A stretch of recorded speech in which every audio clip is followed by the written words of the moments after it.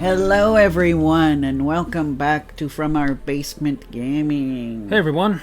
We are back with part 5 of our Ecco the Dolphin Tides of Time Let's Play. I know we started this one, but we didn't finish it, so we're gonna start all over again. Yes, unfortunately there is no password to this particular part, yes. Yeah. So we had unfortunate luck of stopping at one of the few points that has no password.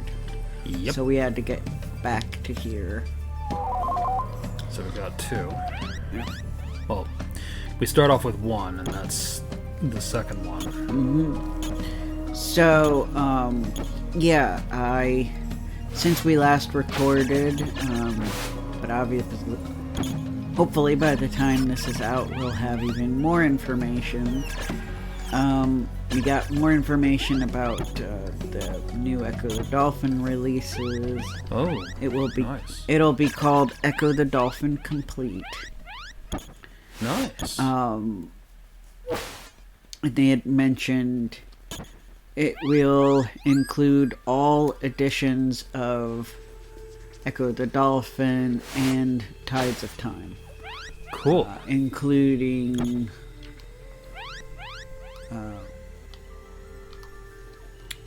the Game Gear version, which I'm excited about because that's the only one I don't have. Genesis, I'm guessing the Sega CD, and they're going to have like a modern, updated version of both games, like remastered. And if... Now, it might end up looking a little different because I know how this is. I know, that, the early sneak peek that gaming magazines get is often like a beta version. So it might look a little different. But it looks like... And which, by the way, is probably why, like, the person who shared this was like, why isn't this on the official website? And I just want to say, I think that's why. I think this video game magazine got early access, and it's probably going to look different, so it's probably why it's not on the official website. But anyway, it looks like, based on those pictures that a Japanese gaming magazine that you might be familiar with, Famitsu, shared. So that's nice. That means there are some Ecco fans in Japan. So happy about that. But anyway, based on what they shared, it looks like you might be able to, while you're playing, toggle between 8-bit, 16-bit, and don't know if it's going to be 32-bit or if it's just going to be like whatever modern resolutions are now.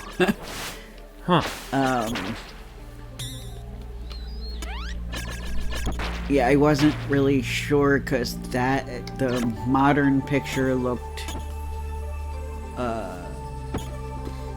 early access-ish, you know, it didn't really look complete, it looked rough, so that's why I'm like, I'm not sure if it's going to be 32-bit or if it's going to be completely 3D, I'm not really sure. It's possible that they're going to like do an imagining of what it would have looked like on the Saturn. Interesting. Because it didn't look like, you know, it didn't look 3D to the level of Defender of the Future. Which initially I thought when they announced this and they talked about a modern update, I thought they were gonna attempt to make it look, excuse me, like a modern 3D. But based on that picture, it looks like they're gonna keep it side-scrolling. Which is probably a great idea because the most beautiful levels of Defender of the Future were the areas where it was 2.5D, and it was like a sideways view, like this game. Gotcha. But yeah, I can't really tell since that picture, I got the feeling it's still incomplete, because based on current calculations of the current timer on the official website, I think they said it was either June or July. Now, whether that timer is on the release or more details, I'm not really sure. I know there will be an all-new third game. But yeah, the details still aren't complete. They've only been teasing little details here and there. Gotcha. And sadly, I couldn't get this to work on my computer. I might actually try it on the laptop here at some point. My desktop upstairs didn't seem to get it to work.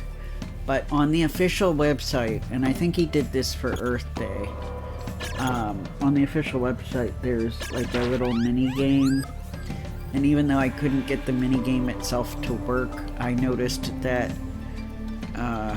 there was a thing that had like a big number in the like 30,000s or so trash collected, it said. So I have a feeling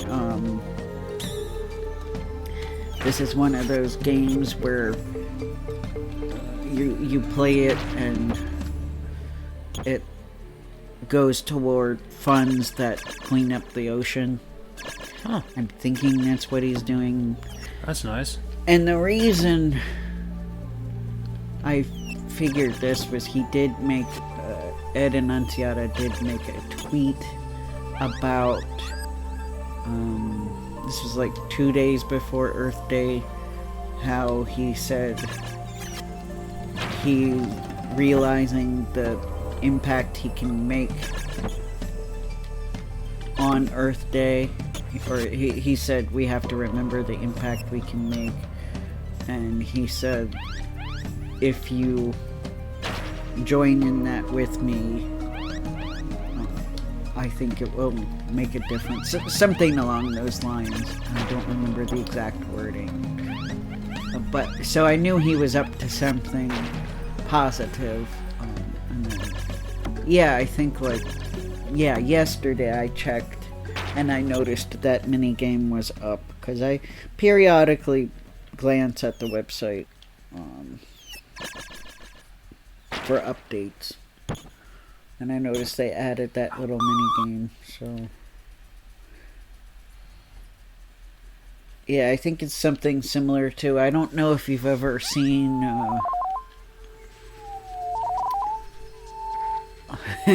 this will sound weird and maybe obscure, but you know weather.com? Yeah. Yeah, they had I guess maybe with Microsoft, this would probably be interesting to research how this started, but they at one point had like a game where they would encourage you to find sorry, I have to unzip my hoodie. It's alright. Like different parts of the world that had different weather phenomena going on. Like they're like, for example, find a place where it's currently snowing, and then you'd have a map and you'd find where the weather map was showing snow, and they would have like 5 or 6 tasks you could do a day, and if you did all of that, they would put donations toward planting trees. Oh, that's nice. Yeah, so my guess is that the Echo game is something similar to that. The little mini game on the Ecco the Dolphin website is something similar to that. And if so, I think that is awesome. It does not surprise me at all that Ed Annunziata cares about the environment. Usually, It's beautiful. but I am glad that he was thinking as he's working on this game, thinking about the impact he could make, the positive impact. Yep. I'm happy he did so. I am too, and I especially feel like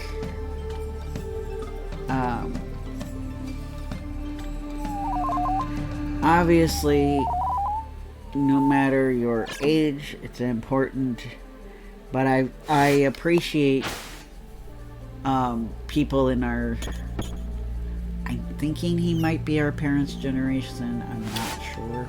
I think so, yeah. Yeah, I'm thinking so. That's why I sometimes affectionately in my head only, and I'm going to embarrass myself a little bit admitting this, I think of him as Uncle Ed in my head. It's cute though. I know. Because of his appearance, I'm like, he looks like he'd be a very nice uncle to have. So. Yeah. But anyway, I feel like there are some people in our generation that kind of have just put their hands up when it comes to the environment. Like, oh, no, I can't do anything. It's up to the kids. So I appreciate it when people, really, obviously, any generation, we all sort of care about the environment. Yeah. So I appreciate it when I see people in our parents' generation continuing to be good role models. Yeah. By saying, hey, as long as we are humanly capable of it, we should make a difference. Always. And if enough people are making a small, even just small steps, Yeah. even silly things we take for granted, like turning the light off when we leave the room, Yeah. making sure our faucets aren't leaking, even stuff like that makes a difference. If everybody takes little small steps, it makes a big difference. Yeah. That's why, I mean, I know, I don't know, I feel like, I could be wrong, but I feel like when I was a kid it was considered pretty nerdy to like Captain Planet. But I really, really liked that show, and I always felt like the message was very important. Yes. But I guess it's because like on the internet a lot of people in our age range made fun of the show a lot, and people slightly older. Yes. A certain critic. Especially a certain critic, yeah. Yeah. But then again, I didn't really care about what was considered nerdy back then because I wasn't popular anyway. So I was like, even if I liked all the stuff that all my classmates liked, they still wouldn't like me. So I might as well just like what I liked, right? Right. Yeah. So, but anyway, yeah, that's why I still think about that show. Nice. Especially with how bad you know what has gotten. The planet? Planet. Yes. I'm like, I know people would say some parts of it don't age well, but the environmental messages are going to just age like fine wine, really. At this rate? Yes. Yeah. And I think that's the major reason people make fun of that show is the environmental messages they had at the end, but right. I actually thought those were much more impactful than like the stuff G.I. Joe had at the end. But, yeah. Most educational PSA stuff that was shoehorned in because if they had the choice, there'd be like no Yeah. ethic, education nonsense whatsoever in their show, but Yeah, and in Captain Planet, it was actually relevant to the episode because the show is an environmental message. You yeah, know. So it matched better, you know. We're like, and you know, when it's shoehorned into like the Power Rangers, you're kind of like rolling your eyes, like, yes, like you really think we don't know we shouldn't beat people up in real life? what we do on the show is just TV and special effects. Now, if I hit myself in real, it hurts. And I'm just, you know, yeah, I might have been very, very young when I watched that show, but I wasn't an idiot. Yeah. I knew that you weren't beating up people for real. Right. And I knew that beating up people was wrong. Yeah. Maybe some kids were stupid enough not to know it, but... Yeah. Power Rangers is popular, and yet we are disturbed at how kids are imitating them when they play it on the playground. That's my impression about when 2020 talked about Power Rangers.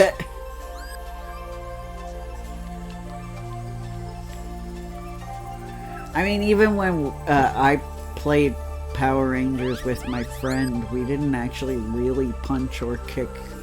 No. Especially because we were both playing the good guys, so we would just be beating up some non-existent enemy. Right. That was like the air. Oh yeah. We usually, when we did do the fight scenes when I was a kid, I remember us being like a healthy distance away, so we were just... Yeah, and if we had anything like that, we would like... Yeah, like that. Just like... punch in the air and sometimes comically fall back as if we were hit. Yeah, but... like you're like obviously like several feet away from each other, but you go... Oh... Yeah. Yeah. Sorry, I'm thinking of when Patrick was pretending that SpongeBob was beating him up, and oh, he right. just somehow was. I want to know how he did that. Same. Yeah. Just made it look completely like somebody was beating him up, and there was nobody there. Yeah, and successfully hurt himself too, if I remember. Yeah. Yeah. That just made me think of that scene. Yes, especially the wedgie. Yeah. He gave himself. And he's like, oh no, please. Anything but that. Yes. Come on. There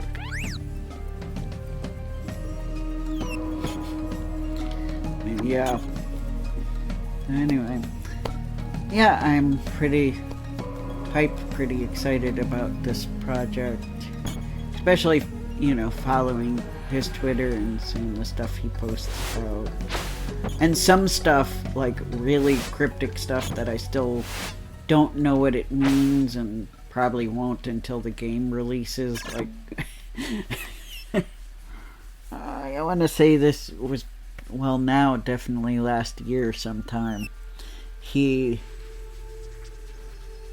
posted, "You are truly the greatest hero of the sea, Echo. You can expect help from the orca kind on your journey." Yay. Yep. He posted, I don't know if I've talked about this before, like a picture of soup. And he said something about inspiration comes in the strangest places. Oh. And tagged it Echo. And I'm like staring at it like, what does this soup? How will he incorporate this soup into Ecco the Dolphin? That's what I'd like to know. And then I'm like, my brain was like turning. My brain's like polluted waters, waters where like a bunch of like a sandstorm happened, so it's like really messy with a bunch of sand. And I had a bunch of like, I was trying to come up with stuff. Interesting. Because it was like a kind of yellowish color soup. So I was like, is he gonna do some kind of sandstorm under the water? I mean, he kept it cryptic enough that I was like trying to figure it out. Which is probably what he wanted to do. Now, how many people did that? I don't know. Some of them might have just been like, you're being weird again. But as I've learned, it's a mistake to dismiss it as stupid weirdness. Yeah.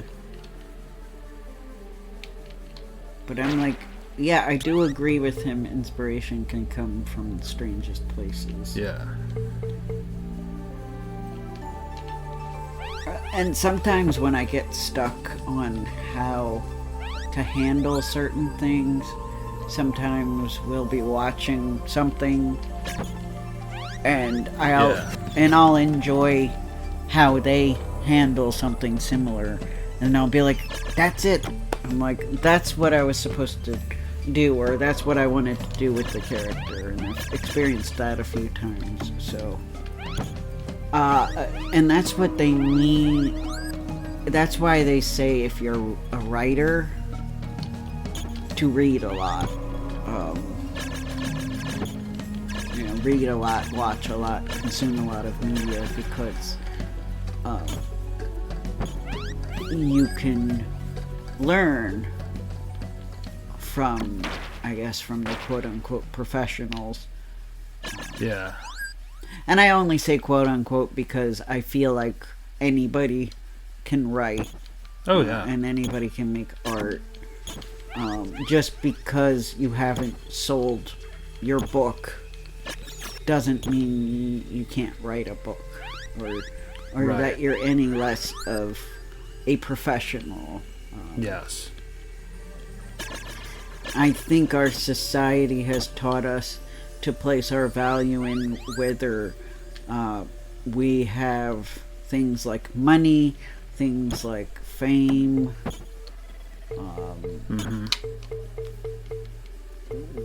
how many people know us or know of our work and like our work. But with creative stuff, if you're creating, then you have that skill.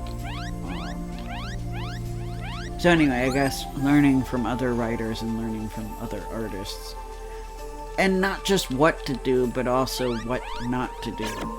Yeah. Because even the professionals do things that can do things that are like not good, or could be good but not work for you. Right.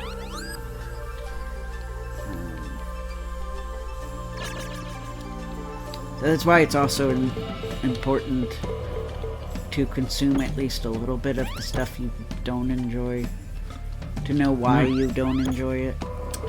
Interesting.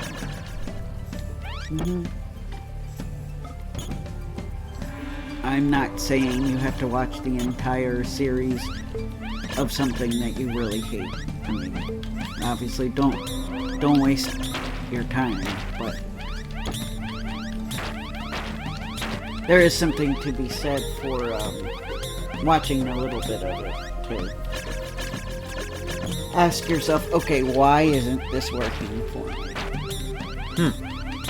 Occasionally, sometimes it'll just be I don't like this genre, and I'm never gonna write this genre, so whatever, you know.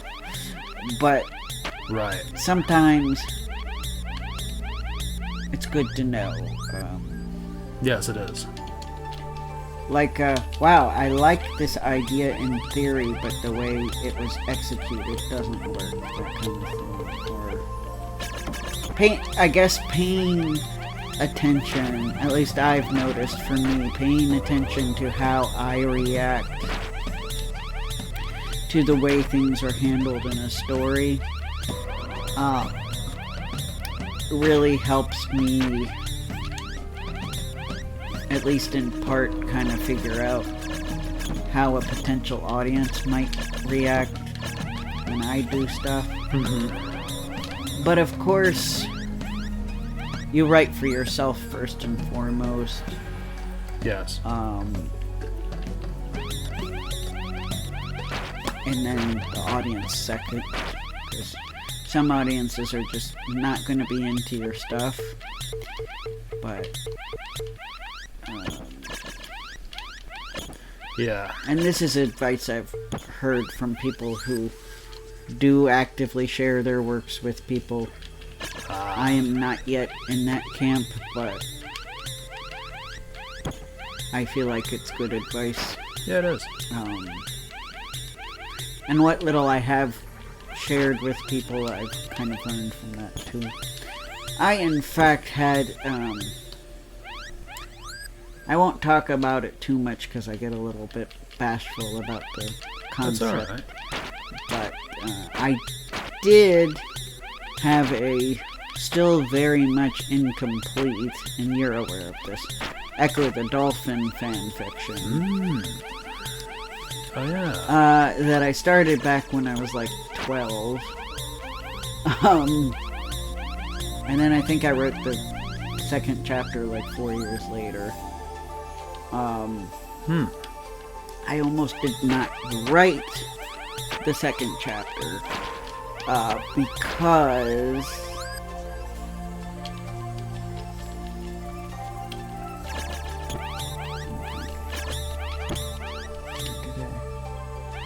yeah, I think I did, but then I think by that point it was too late.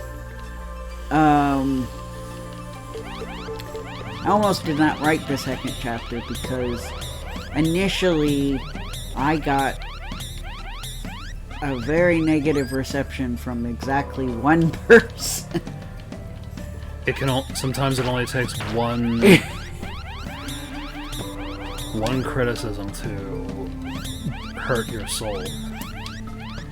Being that this was the first work, well, this was the first serious attempt at a story that I had shared. It wasn't technically the first work I shared, but it was the first one I was working on alone, and it was actually a serious story. It wasn't something light and fluffy and fun,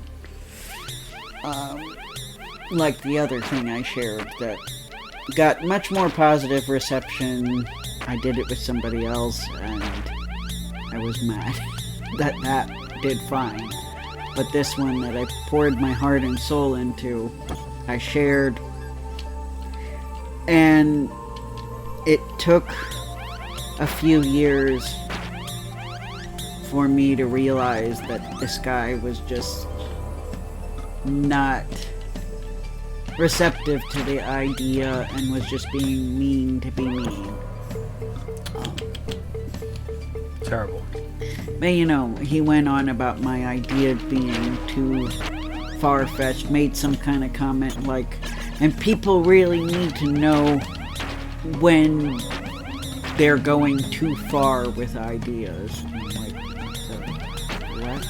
That's just... Or like, what ideas are too far-fetched, I think is what he said. And then he went on this rant about one specific scene where I can just tell you guys, I had a character who was a small child, and she ran into the ocean, and she was swimming in the ocean. And he just... It's actually really comical to me now. He was having this hissy fit about the fact that I had this 5-year-old girl go into the ocean and swim in her dress. He was losing. Yeah. Sad and amusing. Everyone's swam in their dress, I presume. I'm like, I don't know what he was expecting. I'm like, looking at it, I'm like, she is a 5-year-old girl. She wanted to go swim in the water. Her father was like, no, you're not going to go swim in the ocean. It's dangerous. She did it anyway. She ran off and did it anyway. Yeah. She is 5. Do you think she would be like, gee, I should take off my dress before I jump in the water? Do you think she's, gonna risk her dad grabbing her arm and keeping her from going swimming? That's not gonna happen. No. Oops, sorry. It's alright. And I'm like, yeah, I acknowledge that swimming in a dress is hard. Why do you think, in a later scene, and this is all I'm talking about this, because I'm too bashful to talk about it more. That is why Echo came and saved her, because a shark was coming. Do you think I didn't acknowledge that maybe she can't swim away from a scary shark in her dress? Right. Exactly. And it's kind of comical because if you read it the way he had it, it makes it sound like my idea of having somebody swim in a dress is too far-fetched. But no, he was actually talking about the premise that I didn't even get to yet because it was only chapter 1. Right. You were setting things up so that a way you would bring about the main character, I think, and how their relationship with Echo formed. Yes. Or was going to form, if I remember. So yeah, technically, okay, so to correct myself, that was the prologue. Yeah. And then I wrote chapter 1. Chapter 1's the one that came out 4 years later, because in the one chapter that never happened is 2. Chapter 2. But I tell you guys, the reason I wrote that 4 years later is because, and it took 4 years. So, learn from my mistake, guys. It took 4 years for me to finally get somebody who would have been a fan of my idea. Because I got this comment. This person was so excited. They said, that you have such a cool idea, and I can't wait to see how it plays out. He just was so excited. He called it a superb idea. Nice. And I'm like, where was this comment when I was a nervous 12-year-old? Yeah. So, yeah, and I know it's 33 minutes, but yeah. So we probably should stop soon. But the problem is, I'm trying to remember how do we finish this level. Yeah. I'm stuck. I don't know how this orca level ends. I presume those rocks I think were a clue. Rocks, yeah. But, anyway, and again, if I do get brave enough to share my stuff again, I have to remember so that I hopefully won't repeat the same mistake I did back then. My thing is, share your things. Yes. And if you get people that are critical, keep going. Yeah. If you're passionate about it, keep going. Because yes, there is such a thing as constructive criticism, and that's part of the issue. When I was 12, I didn't know what constructive criticism looked like. So I couldn't differentiate. So I assumed it was constructive criticism, and that was my cue that, I should never have shared this because they think this idea is way too unbelievable, and that just, the feedback was nobody's gonna like this because it's just a really out there idea. But, and that's very sad. But yeah, but then 4 years later, somebody was actually excited about it and looking forward to the next chapter. But by the time I actually posted the next chapter, they weren't around anymore. I guess they stopped looking. So, oh well. They probably saw when I had posted it and go, oh, they'll probably won't do another chapter. But they probably posted the positive thing hoping I would. I don't know. Maybe one day I'll write the whole thing. Yeah, that'd be awesome. That's another reason I had not shared any of a very similar idea. Because... Which, ironically, that idea kind of works better with another Sega franchise. I think people would be more receptive to it than with Ecco. That's the thing. I could not... I didn't actually have friends that were Ecco fans, so I actually didn't know much about where the fandom stood.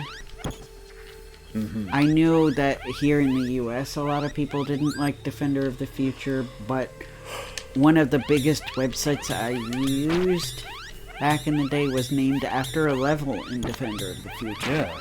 So, which I later found out this was a UK-based website, so I knew that there were some fans in Europe who actually liked Defender of the Future, so, since I didn't really know where the majority of the fans stood, I also had that intimidation going on where I'm like, I don't know how people are going to respond. So that's the other reason I kind of got scared off. And I thought maybe people only wanted lighthearted stuff because they all responded so positively to the silly Teen Titans fan fiction I wrote with, at the time, friend I had, and he frankly came up with most of the silly idea, and I just kind of... went along for the ride. Yeah, provided characterization for Raven, because I don't think he really understood Raven very well. So... Even though the plot of the story makes her act pretty out of character, but I kind of tried to do it in a believable out of character way, I guess.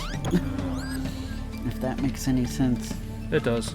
But anyway, I know this is getting to be long, so Yeah. we might... Yeah, I'm not sure what to do. I don't remember what to do, because you have the thing that should enable you to take care of rocks, but... Yeah, so what gives? We might have to figure out how to do it off camera, because this is getting a little bit... Yeah, it is getting too long and ridiculous. But anyway, thanks for listening to me. Definitely, have a great one. Yep, okay. Well, next time we'll start on the next level. Yeah. Alright. See you guys later. Take care. Bye.